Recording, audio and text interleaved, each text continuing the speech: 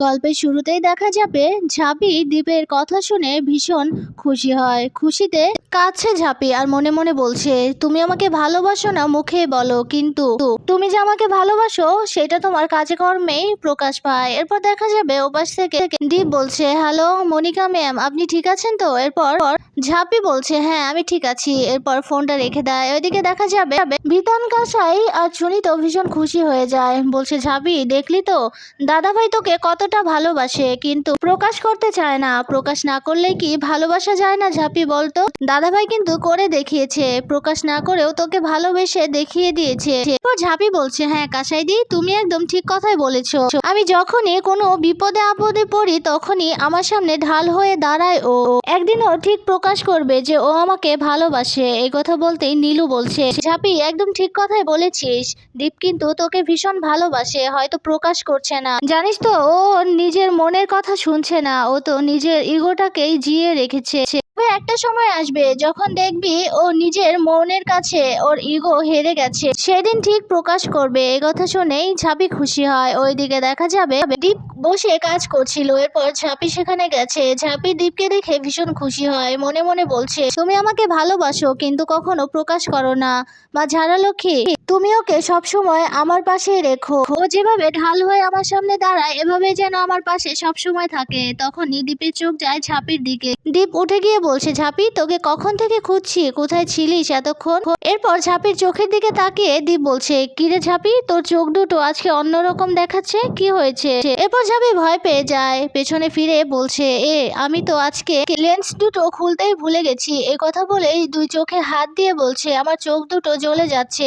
এরপর সেখান থেকে চলে যায়। দীপ এদিকে ডাকতে থাকে। এরপর দীপ বলছে, কি হয়েছে মেয়েটা, এভাবে চলে গেল কেন? সে যাই হোক, আমার কাজ আছে, আমি কাজগুলো করে নি। এই কথা বলে আবারও কম্পিউটারে গিয়ে কাজ করতে থাকে। এইদিকে মুখ ধুয়ে ঝাঁপি লেন্স দুটো খুলে রেখে এসেছে। এরপর ঘরে এসে দীপকে দেখতে না পেয়ে বলছে, ভাগ্যিস ও এখানে নেই, ভালোই হয়েছে। তখনই সেখানে দীপ চলে আসে। দীপ এসে ঝাঁপিকে বলছে, দেখি তোর চোখে কি হয়েছে। এ কথা বলে মোবাইলের আলোটা জ্বালিয়ে ঝাঁপির চোখ দুটো দেখতে থাকে। দীপ বলছে, দেখি চোখে কোনো কিছু পড়েছে কিনা। এ কথা বলে দেখতে থাকে। এরপর দুজনের দিকে তাকিয়ে থাকে। এরপর দেখা যাবে ঝাঁপি বলছে, জানো তো, তুমি আমাকে ভালোবাসো না বলো, কিন্তু তুমি কিন্তু আমাকে ভালোবাসো।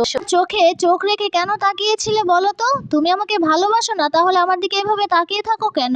এরপর দীপ অপ্রস্তুত হয়ে যায়, কিছুই বলতে পারে না। এরপর ঝাঁপি হাসছে। এরপর দীপ ঝাঁপিকে বলছে, ঝাঁপি এদিকে আয়। এই কথা বলতে ঝাঁপি গিয়ে দীপের কাছে বসে। এরপর দীপকে বলছে, তুমি কি করতে চাইছো বলো তো? এরপর দীপ বলছে, আমার কাছে প্ল্যান আছে, সবটা তুই দেখতে পারবি, দেখবি আর কিছুক্ষণের মধ্যেই সব জোগাড় হয়ে যাবে। এই কথাই বলছে দীপ ঝাঁপিকে। ওইদিকে দেখা যাবে ঝাঁপির ব্যাংকের নাম বেরিয়েছে খবরের কাগজে। আশেপাশে সবাই তো খবরের কাগজ পড়ছে, আর সেখানে ঝাঁপির ব্যাংকের লোগো দেখেও চিনতে পারছে, অনেকেই জানাজানি হয়ে গেছে। আর তখন দেখা যাবে ঝাঁপিকে নিয়ে দীপ বড় রাস্তার মোড়ে যায়। সেখানে গিয়ে ঝাঁপিকে দীপ বলছে, এই দেখ তোর ব্যানার। এটা দেখে তো ভীষণ খুশি হয়ে যায় ঝাঁপি। ঝাঁপি বলছে, কি করছো কি তুমি, এটা কি করেছো? আমার নামে এত বড় একটা ব্যানার লাগিয়েছো? এরপর দীপ বলছে, হ্যাঁ ঝাঁপি, আমাদের এই শহরটাতে মোট 15টা ব্যানার লাগানো আছে, এতেই কিন্তু তোর ব্যাংকটা সবাই চিনতে পারবে। এই কথা শুনেই দেখা যাবে কাসাই বলছে, দাদা ভাই, আজকের এই দিনটা একটু স্মরণীয় হয়ে থাকলে ভালো হয় না? এরপর বিধান বলছে, হ্যাঁ ঝাঁপি, তুই ওই ব্যানারের কাছে গিয়ে দাঁড়া, তোর সুন্দর একটা ফটো তুলি। একথা বলতে ঝাঁপি গিয়ে দাঁড়ায় ব্যানারের সামনে, আর দীপ ওইদিকে ওকে শিখিয়ে দিচ্ছে কি করে পোজ দিতে হবে। এরপর ছবিটা তুলে নেয়। এরপর দেখা যাবে দীপ ঝাঁপিকে বলছে, এবার আর কোনো চিন্তা নেই ঝাঁপি, তোর প্রচার হবে ব্যাংকের, এখন আর কোনো চিন্তা নেই, দেখবি এখন থেকে লাইন ধরে ধরে তোর কাছে তোর ব্যাংকে টাকা রাখতে মানুষ আসবে। এই কথাই বলছে দীপ ঝাঁপিকে। ঝাঁপি অবাক হয়ে তাকিয়ে আছে দীপের দিকে। ওইদিকে দেখা যাবে বাড়িতে দীপের বাবা খবরের কাগজে ঝাঁপির ব্যাংকের নাম দেখে ভীষণ খুশি হয়ে যায়। এরপর দীপের পিসিমণিকে ডেকে দেখাচ্ছে। এরপর দেখা যাবে দীপের পিসিমণিও ভীষণ খুশি হয়ে যায়। এরপর দীপের মায়ের কাছে নিয়ে খবরের কাগজটা ধরে বলছে, দেখো না বৌদি, দেখো দেখো ঝাঁপির নাম বেরিয়েছে, ব্যাংকের নাম বেরিয়েছে। এই কথা বলতেই দেখা যাবে দীপের মা বলছে তাতে আমার কি, তোরা এত খুশিতে নাচছিস কেন বলতো। আর তখনই সেখানে চুনি আসে।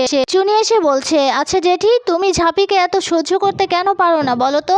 দেখো না ওর নাম বেরিয়েছে, এখন থেকে তো ওর ভালোই ইনকাম হবে, ওর ব্যাংকটা সবাই চিনবে। এই কথা বলতেই দেখা যাবে দীপের মা বলছে তাতে আমাদের তো কোনো লাভ নেই, ও কি আমাদের এক পয়সাও দেবে সংসারে। এরপর দীপের বাবা বলছে শুরু হয়ে গেল কীর্তন। এরপর দেখা যাবে দীপের মা বলছে কি বললে তুমি। দীপের বাবা বলছে কই না তো, কিছুই বলিনি। এরপর দীপের মা রেগে গিয়ে সেই খবরের কাগজটা নিয়ে সবজি কাটছিল সেখানে, তখনই সেখানে দীপ চলে আসে। দীপ এসেই দীপের মায়ের হাতটা ধরে নেয়। এদিকে এসব কিছু দেখে কষ্ট পাচ্ছে ঝাঁপি। এইদিকে বলছে শোনো মা, তুমি ঝাঁপিকে দেখতে পারো না ঠিক আছে, কিন্তু তুমি ওর কাজটাকে এভাবে অসম্মান করতে পারো না মা। এটা খুব সম্মানীয় একটা কাজ, ও নিজে ইনকাম করছে এই কাজটা দিয়ে, আর তুমি কি না এটাতে রেখে সবজি কাটছো, এটাকে অসম্মান বলে মা। তোমার কোনো রাইট নেই এগুলো নিয়ে অসম্মান করার। কথা বলে ঝাঁপির কাছে গিয়ে বলছে ঝাঁপি তুই কোনো চিন্তা করিস না, তোর এভাবে কেউ অপমান করলে আমি তার সামনে ঢাল হয়ে দাঁড়াবো। এই কথা বলতেই ঝাঁপি ভীষণ খুশি হয়, বলছে তুমি আমাকে যে সম্মানটা দিলে আজ, সেই সম্মানটা পেয়ে আমি ভীষণ খুশি। আমি তোমার কাছে অনেক কিছুই চেয়েছি, কিন্তু আজকে তুমি যে সম্মানটা আমাকে দিলে, বিশ্বাস করো আমার পুরো জীবনটা উজাড় করে দিলেও সেটার ঋণ আমি কোনোদিনও শোধ করতে পারবো না। এসব কিছু দেখে চুনি আর বিতান বলাবলি করছে, দেখছিস তো দাদাভাই ঝাঁপিকে কত ভালোবাসে কিন্তু প্রকাশ করছে না। ঝাঁপির বিপদে আপদে সবসময় ঢাল হয়ে দাদাভাই কিন্তু দাঁড়ায়। এ কথাই বলছে দুজন দুজনকে। ওইদিকে ঝাঁপির এমন কথা শুনে ভীষণ খুশি হয়ে যায় দীপ। এইদিকে দীপের মা তো ভীষণ রেগে যায়, বলছে মা ঝাড়ালক্ষ্মী, এই মেয়েটাকে, এই আপদটাকে আমি আমার বাবানের জীবন থেকে কি করে সরাবো। এই মেয়েটা তো আমার বাবানের জীবনটা অতিষ্ঠ করে ফেলেছে, আমার বাবানকে বশ করে নিয়েছে এই মেয়েটা। ওইদিকে দেখা যাবে দীপ বলছে কিরে ঝাঁপি, এখন থেকে কটা ফোন এসেছে। এই কথা বলতে ঝাঁপি বলছে শোনো না, বেশি ফোন তো আসেনি, মাত্র 5-6টা ফোন এসেছে। এরপর দেখা যাবে দীপ বলছে কোনো ব্যাপার না, আস্তে আস্তে হয়ে যাবে। এরপর দেখা যাবে ঝাঁপি দীপকে প্রণাম করে, দীপকে পায়ে হাত দিয়ে প্রণাম করতে দেখে এদিকে দীপের মা তো ভীষণ রেগে যাচ্ছে, মনে মনে বলছে না না, এই মেয়েটাকে এবার বাড়ি থেকে বের করতেই হবে, আমার বাবানের জীবন থেকে বের করতেই হবে। ওইদিকে দেখা যাবে খবরের কাগজ হাতে দাঁড়িয়ে আছে ইনকা। ইনকা ভীষণ রেগে যাচ্ছে, বলছে শেষমেশ এটাও আমাকে দেখতে হলো। এরপর রনিত বলছে হ্যাঁ আমি তোমাকে সেটাই তো বলছি, আমি ভেবেছিলাম দীপ চলে যাবে, কিন্তু ঢাল হয়ে ঝাঁপির সামনে দাঁড়িয়ে আছে। এরপর ইনকা বলছে শুধু তাই নয়, ও বিদেশে না গিয়ে এখানে ঝাঁপির মতো একটা মেয়ের কোম্পানিতে সুপারভাইজারি করছে, এটা কি কখনো সম্ভব। ওই ঝাঁপির মতো মেয়ের পিছু পিছু ঘুরছে এই দ্বীপ, আমি তো এটা বরদাস্ত করব না। আমি এই ঝাঁপিকে ব্যবসা করতে কিছুতেই দেব না, ওকে মাথা তুলে দাঁড়াতেই দেব না।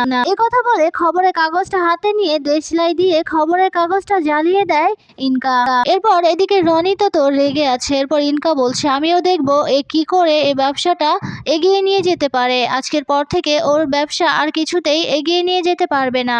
এই কথাই বলছে ইনকা। ওইদিকে দেখা যাবে ঝাঁপি ফোনে কথা বলছে, তখনই সেখানে দীপ আসে। দীপ এসে ঝাঁপিকে বলছে কিরে ঝাঁপি, কটা অর্ডার পেলি। এ কথা বলতেই ঝাঁপি বলছে জানি না কো, এখনো কেন মানুষ ভালো করে জানছে না জানো তো, 5-6টার মতো আমার কাছে অর্ডার এসেছে, 5-6 জন আমাকে ফোন করেছে। আর অ্যামেজিং ব্যাপার হলো সব কয়টাই এই শহরের বাইরে, মানে আমাদের এখানে গ্রামের কেউই আমাকে এখনো ফোন করেনি। এই কথা বলতে দীপ বলছে তাহলে কি গ্রামের কেউ এখনো জানেনি। এরপর ঝাঁপি বলছে আমারও তো একই কথা, আমার সবার প্রথম তো এদিকেই প্রচার করা হয়েছে, তার মানে তো এদিকেই আমার কাছে ফোন আসার কথা বেশি, কারণ ব্যানারগুলো তো এখানেই লাগানো হয়েছে। এরপর সেখানে কাশা এসে বলছে ঝাঁপি মন খারাপ করিস না, দেখবি আস্তে আস্তে সব ঠিক হয়ে যাবে। ঠিক তখনই ঝাঁপির ফোনটা বেজে ওঠে। ঝাঁপি ফোনটা রিসিভ করতেই বলছে কি বলছিস কি তুই পদ্ম। এই কথা বলেই তো ঝাঁপি অনেক কাঁদতে থাকে। ঝাঁপিকে এভাবে ভেঙে পড়তে দেখে কাশা এসে বলছে কি হয়েছে ঝাঁপি, বল কি হয়েছে, এভাবে কাঁদছিস কেন। ঝাঁপি কিছুই বলতে পারে না। দীপ এসে বলছে কিরে ঝাঁপি চুপ করে কেন আছিস, বল কি হয়েছে, কে ফোন করেছিল।